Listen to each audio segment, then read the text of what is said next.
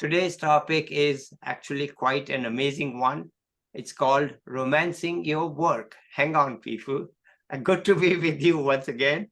Today, we are very lucky to have with us Rashmi Deshpande, who says she's intrigued by people.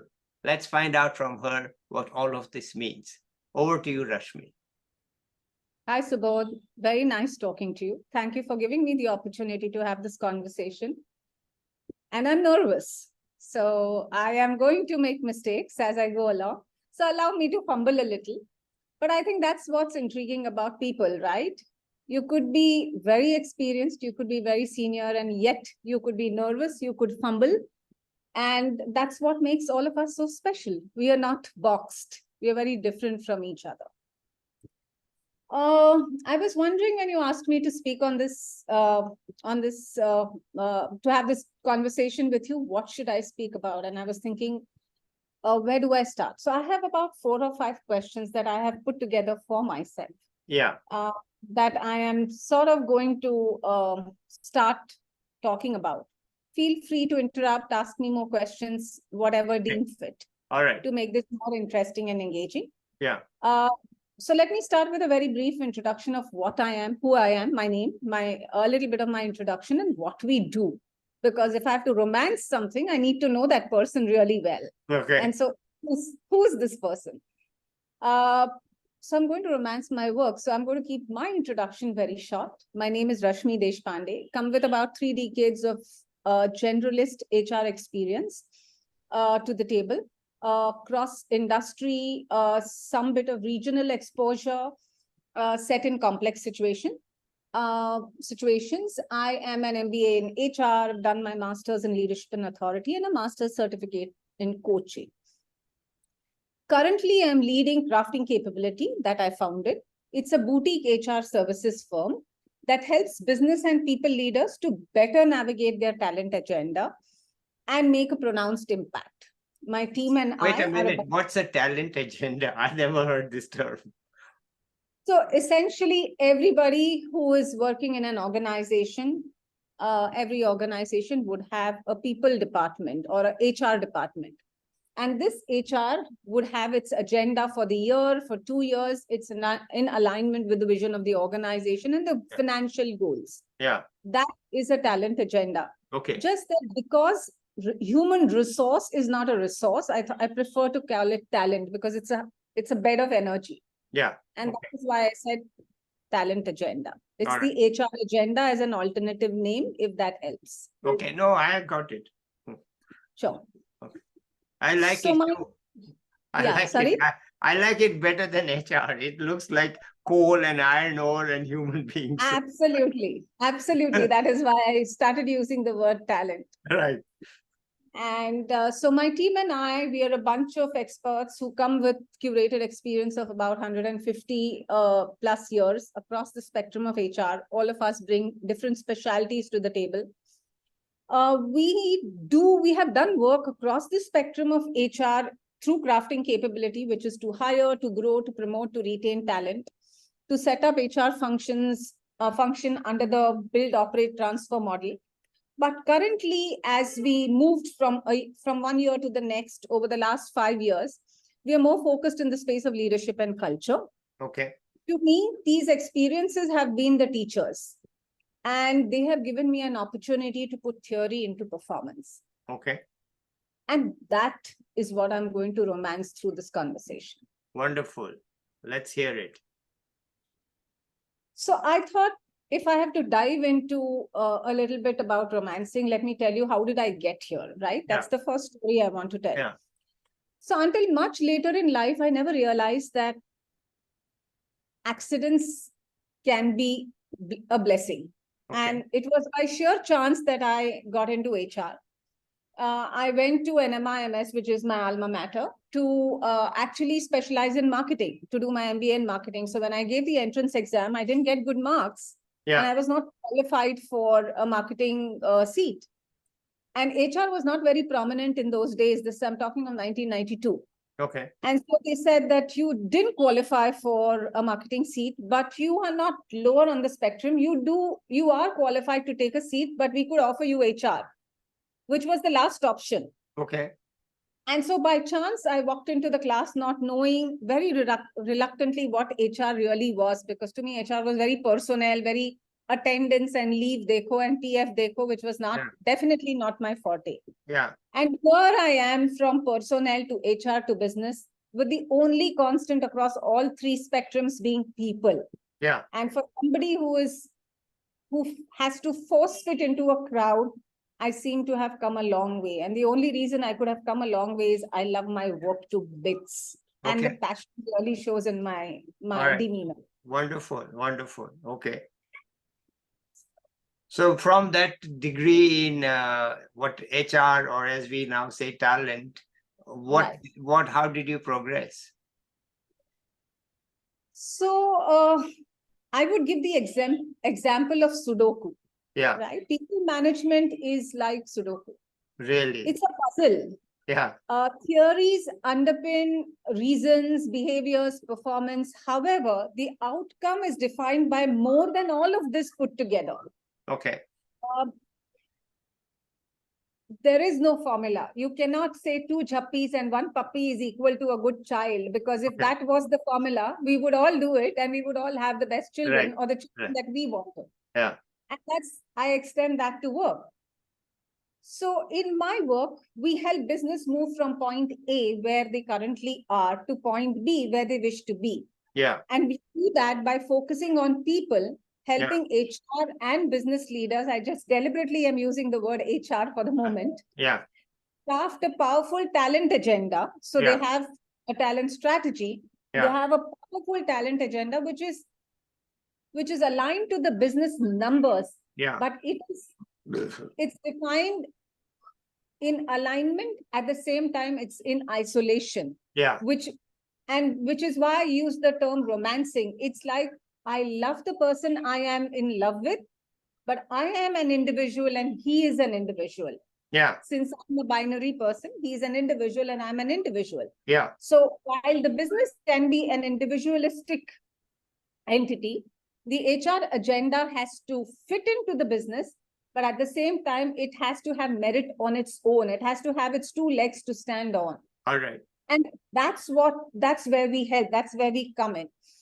So we help them craft a powerful talent agenda and see through it. We offer them leadership coaching. Our trademark program focuses on succession plan. It's called as the 12th player, exactly as it is in the world of cricket. We work within the space of culture, its impact. We help define and bring together the vision and values. We conduct offsites. We bring the vision and mission alive in the offsites. We help those who believe in the power of unlocking all that is within the realm of business. Okay. Because finally, people are the heartbeat of business. What we do is we keep that rhythm going. All right. Okay. Can you give us an example of, without naming names, I guess, of some success that you are really proud of? I'll give you 2 examples. Okay. And one is related to the organization as a whole, and one is related to an individual as a coachee. Okay. Right? Yeah. So from an organization standpoint, there is an organization we're working with, and it's now more than 2 years. Bright, young IIMs who started an organization, a product development, sort of breaking all barriers, and a product development company. And they were struggling. So they were really doing well otherwise. They had the funding, the product was right. But I think what they were struggling with is not being able to keep their people together and herd them in a direction. Yeah. And so for a lot of people, as they started scaling, as they moved from their seed funding to Series A, and particularly in Series B, between Series A and Series B, they started bleeding a lot of people. Yeah. And everything seemed to be going right. They are people who sort of talked about them were talking the right things when you entered the organization. You could almost enter the organization and feel a little bit of positive energy. But yet something was missing. Yeah. And I think the glue of culture was missing. While the founders were aware of what they wanted, they were not articulate enough. They were not hooked on enough, because as they scaled, the focus of the founders and the leadership team moved outside. Yeah. And the heartbeat is inside of you. Yeah.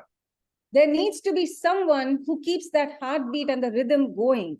Okay. And if you are busy as a founder, then you need to find a champion, and I would say champions in plural, Yeah. who would help that heart to be healthy, who would keep Right. the health going by saying, okay, you need to walk for 30 minutes every day. You need your pulse rate to be going soaring high, and you need it to come down and settle.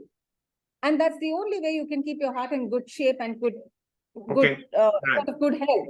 Yeah. And that's one example. The other example is of a founder who came from a super privileged background, Yeah. had, again, a startup, moved to Series B, in fact, and then was struggling very strongly because it was very father driven on the drive. So there was backseat driving by the father, Right. by the parent. Right. One would believe that someone who comes from a privileged background, has all the money, has set up such a big business, could do it, had doors opening on his face. Yes. What would the problems be? But every one of us has different set of problems, even in our journey. Yeah. And to figure those out, sometimes an outside in lens is very helpful. Yeah. And we bring in that outside and in lens because we ask those questions.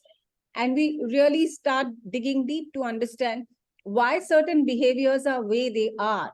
How are these behaviors impacting business? How are they impacting life? How are they impacting the individual and people around him or her or they? Yeah. And I think those are the answers that we look for. Okay. And our intention is never to give you answers, but to create small epiphanies so that you realize these answers. Okay. And you make choices. Yeah. And when you make choices, then it's easier to romance the person. That's why you are a boutique, because you are not churning out the answers. You are more like an artisan, you're more like an artisanal approach. You say, I won't tell you what to do, but I'll tell you how to think to your conclusion. I will tell you. Right. You and had that. I'll nudge you in that direction. Yeah. Okay, fine. I think I'm getting it. Okay, let's continue, please. So I really lost tab, but yes, those were the example. I cannot emphasize the need for development. You blossom only when you address what limits you. I think one of the things that we offer is coaching, and coaching helps you recognize what is limiting you. Yeah. And that making relevant choices helps you move away from complacency, from comfort.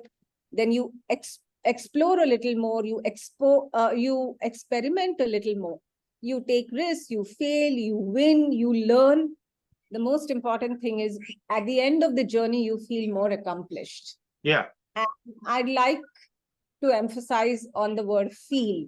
Yeah. I think it's very important that we recognize how we feel, Yeah. because that's the start point of any emotion. Yeah. And most of us, we put our feelings right behind and we just surface walk our entire journey. Yeah. Because it's easier that way. Mhm. But in fact, we are setting ourselves for a larger failure if we don't address the feeling. All right, fine. I get that. I think in the end, what I'd say is each of our projects are unique. To me, each of these are very gratifying experiences. It doesn't mean that everything is hunky-dory. It doesn't mean it's a cakewalk. Yeah. It means that there are problems. I do have my share of disagreements, my share of feeling hopeless, my share of feeling lost. But I think if I'm able to pick up and walk back that path again, then I think when you look back, the experience is extremely gratifying. Okay. All right. And you have another point, or that's about it that you're going to say? I thought you had more questions. I actually have another point to make. I mean, just Yeah, as I was let's have talking it. to you. Yeah, let's have it.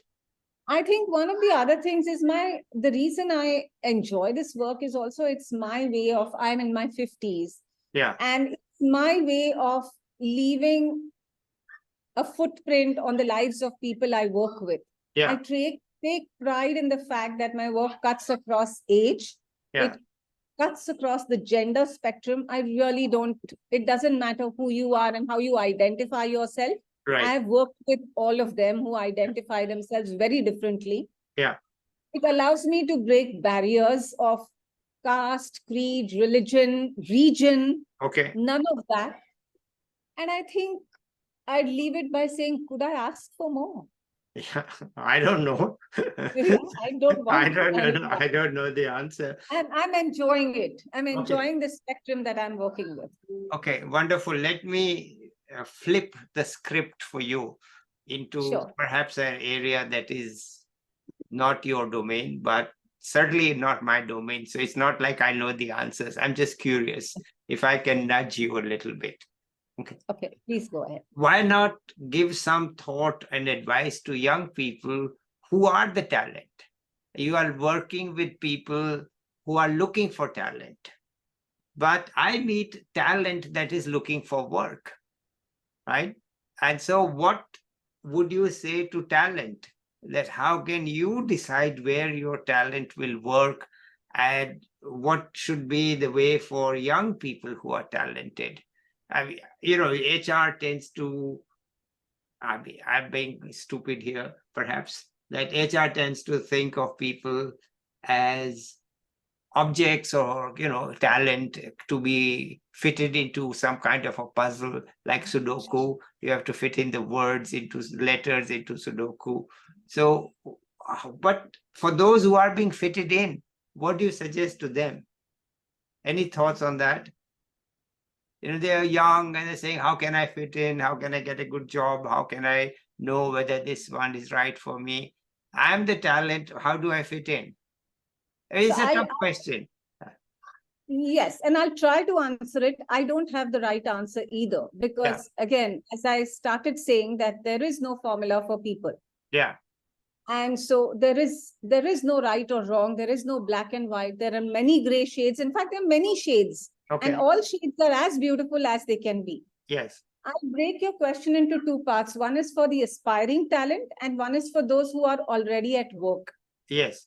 Aspiring talent, I would definitely say that they need to spend time doing a lot of different things. Yeah.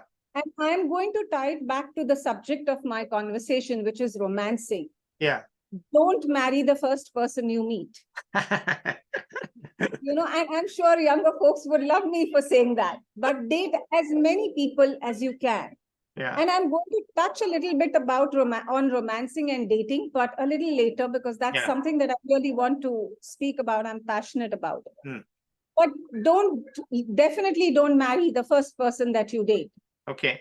Meet a lot of people, make different friends, and get interested in a lot of things.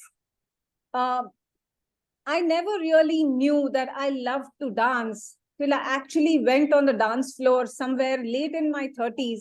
Okay. And I danced like crazy, and I realized, I didn't know I'll ever love dancing. Yes. Okay.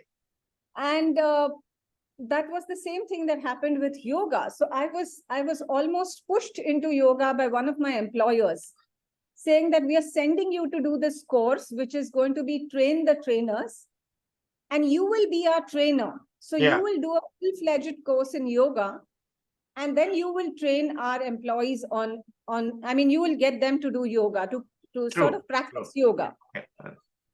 And I was very resistant because I'm not a big champion. I seem to be naturally fit. I come with good genes. So I was not somebody who was into crazy fitness. I, of course, did my own things, but not crazy fitness. And I think in the age group that I am, fitness was not prominently on the agenda of people. No. It was more about moving from one day to the next and just moving ahead. So I think somewhere in midst of that, I went to learn yoga, and I really got so hooked onto it. And I started putting it into practice in my own life. Yeah. And then it became a part of people around me. Yeah. I think the key thing is if you don't explore. So some of the things that happened for me happened by chance. Some of the things happened for me because I was pushed into it. I think it's best. My advice from hindsight learning is don't say no to anything. Okay. And which is why if I link it to dating, don't marry the first person you meet. Right. Meet a lot of people, meet women, meet people across age groups, make friends across age groups, across spectrums of genders. There should be in your phone book, on your speed dial, there should be everybody ranging from age 5 to age 50. Yeah. If I may say that, or even beyond, if All you right. have grandparents at home. Yeah. And get perspective, get interested in different things, look for what interests you. Somewhere in the middle of all this looking, I think if you find some time and space, you will be able to figure out what you love. All right. And then you can pursue it rather than jumping at the first thing. All Definitely don't just go by what your elders tell you. Only don't go by them. Yeah. Look at what you like and what you don't. Make your choices and stand up for those choices. That's also the other part of it. Own those choices. Okay. For those in careers, I see that organizations typically, and I'm making a more generalized opinion on this point. I see most organizations struggling with two specific problems, and that sort of seeps into everybody's career. The first problem is pace, which is speed. And the second problem, which comes from speed or pace, is mental well-being. Yeah. And I definitely want to underline, I'm not talking of mental health, but I'm talking of mental well-being. Okay. Which are two different things. Now, when I say pace, I just want to touch upon what I mean. It's the need for fast success. It's the need for being better than. It's the complexes of less than. It's the Instagram fulfillment. I can't glamorize, or I can't have the need to unglamorize a very busy schedule. Yeah. Right? We all need some amount of stillness in our life. And I'm talking of stillness and not freezing. Yeah. We need some amount of patience in our life. A slow cooked biryani is always going to be more tasty. For the non-biryani lovers, which is myself, maybe it's bread. Bread needs time to ferment. The dough needs to rise. And it will only rise when it's fermented. I would ask you to let your experiences ferment a bit. Let the learning settle. Let the wisdom rise like the dough. And then your cookie will definitely turn out well. But all of it can happen when you leave it to itself for some time. I love this Hindi or the Urdu word. I don't know whether it's Hindi or Urdu, but it's the word is tehrao, stillness. Tehrao. I understand. I think we all need a little bit of tehrao in our lives. We can't be running about. And this tehrao missing is what comes to my second point, which is mental well-being. Right? All of our problems from number one are a result, or rather, all the problems from number one result in number two. All the problems of pace flow into mental well-being. And there is so much, the potential to unlock so much is fixed in this space. If we only bring a little more stillness in that pace, and as I said, let the dough rise, we will be able to fix a lot more of the mental well-being. And as a coach, I help you exactly to do that. I help you shine the light in areas that you have missed. Let the cobwebs surface, clean them up, make mental space, vent, de-stress, not let the wounds fester, if you will. Be you, be vulnerable. Everybody brings problems to the table in different shades, in different degrees. All problems need to be listened to, heard, validated, and resolved. And the only way to resolve it is by looking inward. An external journey will never help you resolve problems. But an internal journey will. And sometimes that internal journey will tell you to forgive and forget. And maybe it is. But unless you have some stillness, you cannot resolve that problem. I like this stillness concept, Therav. This is Yes, great, that there should be a break. There needs to be a stillness. There needs to be a time when you think you are doing nothing, but you actually are doing something. And absolutely. I like that idea. So thank you for that. Anything else you want to add to Um, potential young people, especially the viewers of this channel tend to be young. So if there's any message you want to, and I will go a little step out of my way and say, you have any message for young girls, young women? yes, address two, it will address one.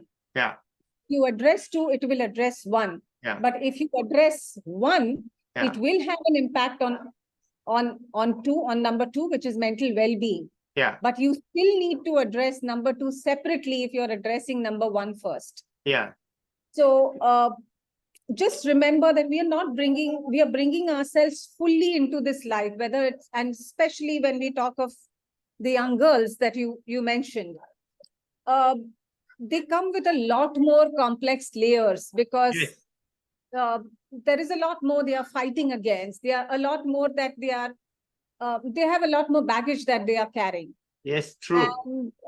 And therefore they need to be specially cognizant of what they are bringing to the table when they are bringing the baggage with them. Yeah, And that left unaddressed or unpacked is only going to make the suitcase heavier as they go along. yeah, And they're never going to feel light. And at some point, it will break. okay, And my point is, don't wait for the breaking point. Instead, wait and break down the breaking point. okay. Address it before you reach that stage. Yeah, okay. And there are, I talk to many young men and women, and sometimes the women say, oh, I have faced patriarchy issues and this and that. So I'm not making it up myself. I'm just telling you what I hear. And they ask, what should I do? I say, I don't know. I'm like your grandfather. What can I say? I'm the patriarchy. So who am I to say anything? So I'm asking you that, what can I say to them? What exactly can I say to them? If at all anything. Usually I say nothing because what do I know? I really don't have an answer again, Okay. which will give a perfect way out of the situation because Yeah. every situation is different. Yeah. But I definitely feel that there is always a good way of showing people who are older to you, who are more powerful than you. And I'm talking here in this case, patriarchy. Yeah. Powerful from you because of whatever reasons, because Yeah. of generations and the Yeah. way our cultures have evolved. I think it's time to bring it to their notice and tell them very politely what they have manifested, Yeah. what have they created, where have they gone wrong. Yeah. I mean, I was having a very recent conversation with my mother, and she was sort of debating, and she said, we've given you kids, all three kids, a very good education. I mean, what more would you have expected? I'm so happy where you all are. Yeah. And I'm thinking, Mom, is that it? I mean, I'm so socially broken. Yeah. I find my siblings struggling in different degrees, with different problems. Yeah. And so do all of us. And I said, the spectrum was so narrow that giving kids education was all that you thought was the right thing to do. Yeah. And so everything else was blurred. And we literally went with blinkers of believing that if we were well educated, we would turn out well. Yeah. But that was not so. We Okay. struggled in so many areas, Mhm. from patriarchy to abusive behaviors to all kinds of stuff. And that's only because we never knew better. Yeah. Okay. We just accepted life as it came. And Mhm. today's kids, and especially girls, they know better. Yeah. The other advice that I have definitely for them, and I'm using a strong word, I don't like to advise, but advice, because I think there is nothing better than reading in whatever language. Yeah. In whatever language, read a lot. Mhm. Read whatever you lay your eyes on, read. Yeah. Right. And because only through stories and insights will you figure out what's happening to you. The epiphanies multiply as you read more and more, because you start relating to those things. Okay. Well, okay. Thank you, Rashmi, so much. It's been very, I usually talk to economists, but I'm trying to break out of my own cocoon and talk to people who are not, I talk to economists or energy, technology. And so I was very keen to break out of my cocoon and to talk to somebody who's not in that limited system, because also young people ask me, what advice do you have for me? And I said, I don't know. So I thought I better listen to somebody who knows. I think I've learned a lot from you, especially the side of the person hiring the talent and how you go about it. So thank you very much. And no, I have something to say as concluding remarks. Yeah, please, let's have it. May I have it? Of course. So since we started with romance, I'm a diehard romantic. Yeah. And what gets me hooked in watching romance now, again, at my age, it's more of watching romance, is the part of being apart and still feeling close. A scene in a film or in a book that I'm reading where the partner is just sort of wiping the crumbs off the corner of their partner's lips. And the flirtatiousness in connections when they are dating each other. The stealing time to make rendezvous happen. Yeah. All of these the little brush of hand as you walk along. Yeah. A very senior citizen holding his wife as she crosses the road, holding his wife's hand, or as she's crossing the road. Yeah. A person in the hospital waiting to see what's the outcome of her husband's or her partner's CT scans. Yeah. Those are very small moments that are really romance igniting.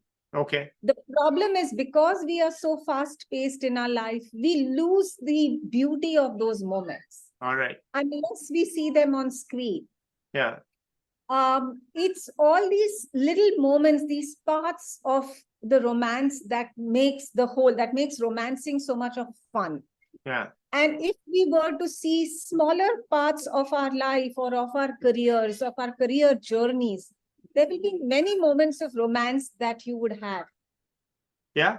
If we only recognize them, and we will recognize them when we are mentally very agile and happy and healthy. All right.